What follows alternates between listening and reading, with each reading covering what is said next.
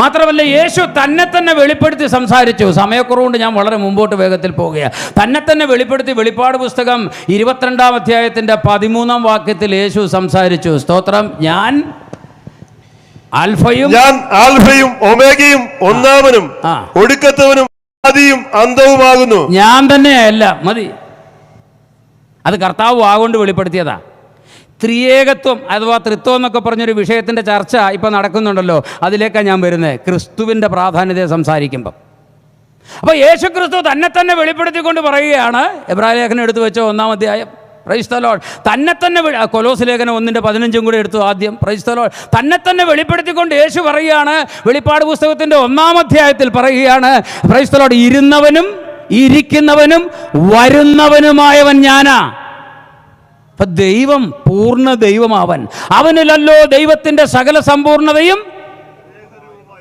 അപ്പം യേശുക്രിസ്തു ചില ക്രൈസ്തവ വിഭാഗങ്ങൾ യേശുക്രിസ്തുവിനെ ഒരു കുട്ടി ദൈവമായിട്ടാണ് കാണുന്നത്. അല്ല, അവൻ സമ്പൂർണ്ണ ദൈവമാണ്. അവൻ അദൃശ്യനായ ദൈവത്തിന്റെ പ്രതിമയും. അവൻ അദൃശ്യനായ ദൈവത്തിന്റെ പ്രതിമ. അദൃശ്യനായ ദൈവത്തെ നമുക്ക് കാണത്തില്ല. ദൈവത്തെ കാണണമെങ്കിൽ യേശുവിനെ നോക്കിയാൽ മതി. പിതാവിനെ ഞങ്ങൾക്ക് കാണിച്ചു തരണമെന്ന് തൻ്റെ അരുമശിഷ്യൻ പറഞ്ഞപ്പം, ഇത്രനാൾ ഞാൻ നിങ്ങളോട് കൂടെ ഇരുന്നിട്ടും നീ എന്നെ അറിയുന്നില്ലയോ എന്നാ ചോദിച്ചത്. ഞാൻ തന്നെയാ പിതാവ്. Praise the Lord. ഹല്ലേലൂയ. അതിൻ്റെ ഒരു മർമ്മത്തിലേക്ക് ഞാൻ വരിക. വായിച്ചാട്ടെ. അവൻ അദൃശ്യനായ ദൈവത്തിന്റെ പ്രതിമയും സർവസൃഷ്ടിക്കും ആദ്യജാതനും. സർവസൃഷ്ടിക്കും ആദ്യജാതനും. സകല സൃഷ്ടി ഉണ്ടാകുന്നതിന് മുമ്പേ ഉള്ളവൻ. സ്വർഗത്തിലുള്ളതും ഭൂമിയിലുള്ളതും ദൃശ്യമായതും അദൃശ്യമായതും. മതി. അങ്ങോട്ട് താഴോട്ട് നമ്മൾ പോയാൽ നമ്മൾ ഒരുപാട് സമയം പോകും. ഞാൻ അങ്ങോട്ട് പോകുന്നില്ല. ഇനി എബ്രായ ലേഖനത്തിലേക്ക് വരാം. അതിൻ്റെ 1-ാം അധ്യായത്തിൻ്റെ 3-ാം വാക്യം വായിക്കാം. നമ്മുടെ പിതാവായ ദൈവത്തിങ്കിൽ നിന്നും അവന്റെ തേജസ്സിന്റെ പ്രഭയും അവന്റെ തേജസ്സിന്റെ പ്രഭയും. എബ്രായ ലേഖനം 1-ാം അധ്യായത്തിന്റെ 3-ാം വാക്യത്തിൽ യേശു ക്രിസ്തുവിനെ വിശദീകരിച്ച് എഴുതിയിരിക്കുകയാണ്. ദൈവത്തിന്റെ തേജസ്സിന്റെ പ്രഭയാണ് എന്ന് പറഞ്ഞാൽ മനസ്സിലായോ?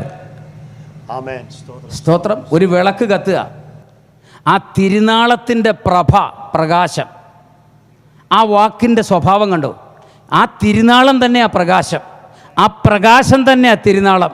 അപ്പോസ്തലൻ ത്രിയേകത്വത്തിൻ്റെ മർമ്മത്തെ എത്ര മനോഹരമായിട്ടാണ് ആവിഷ്കരിച്ചു വച്ചിരിക്കുന്നത് എന്ന് കണ്ടോ? തേജസ്സിൻ്റെ പ്രഭ വ്യാഖ്യാനിക്കാനാവില്ല. പിന്നെ അവന്റെ തേജസ്സിന്റെ പ്രഭയും തത്വത്തിന്റെ മുദ്രയും സകലത്തെയും തന്റെ ശക്തിയുള്ള വചനത്താൽ വഹിക്കുന്നവനും. മതി. തത്വത്തിൻ്റെ മുദ്ര.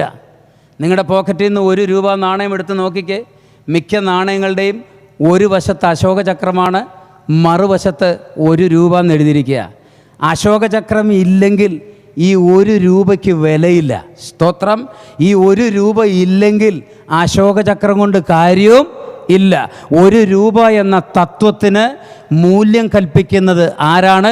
അശോകചക്രമാണ്. ഒരു വശത്ത് നിന്ന് അശോകചക്രം ₹1 എന്ന തത്വത്തെ സാധൂകരിക്കുകയാണ്. ആ ₹1 എന്ന തത്വമാകട്ടെ അശോകചക്രത്തെ സാധൂകരിക്കുകയാണ്. അപ്പോൾ ഇത് രണ്ടും തമ്മിലുള്ള വ്യത്യാസമില്ല, ഒന്നത്രേ. അതാണ് പിതാവും പുത്രനും തമ്മിലുള്ള ബന്ധം. അതിൻ്റെ 8-ാം വാക്യം വായിക്കാം. പുത്രനോ എന്ന് ദൂതന്മാരെ കുറിച്ച് പറയുന്നു. പുത്രനോടോ ദൈവമേ നിന്റെ സിംഹാസനം എന്നും എന്നേക്കുമുള്ളത്. ദൈവമേ, പുത്രനോട് പറയാ, ദൈവമേ നിന്റെ സിംഹാസനം ഇറ്റേണൽ, എന്നും എന്നുള്ളത്. അപ്പൊ എന്നും എന്നേക്കുമുള്ള സിംഹാസനത്തിന്റെ ഉടയവനായ യേശു ക്രിസ്തുവാണ്. സർവശക്തനായ ദൈവമാണ്. ദൈവസഭയാണ്. അവൻ സൃഷ്ടിയല്ല, അവൻ സൃഷ്ടിച്ചവനാണ്. ഇനി അതിന്റെ 10-ാം വാക്യം വായിക്കാം. എന്നും കർത്താവേ നീ പൂർവകാലത്ത് ഭൂമിക്ക് അടിസ്ഥാനമിട്ടു. സൃഷ്ടാവാണ് അവൻ. പൂർവകാലത്ത് ഭൂമിക്ക് അടിസ്ഥാനമിട്ടവനാണ്. സകലവും അവൻ മുഖാന്തരവും അവനായിട്ടും ഉണ്ടായതാണ്. അപ്പൊ യേശുക്രിസ്തു ആരാ? ഒരു കുട്ടി ദൈവമല്ല. ഈ പ്രപഞ്ചത്തെ സൃഷ്ടിച്ച് സ്ഥിതി ചെയ്യിച്ച് പരിപാലിച്ചു പോരുന്ന സർവശക്തനായ ദൈവമാണ്. ആ ദൈവമാണ് നിന്റെ മണവാളനായി വരാൻ വേണ്ടി പോകുന്നത്.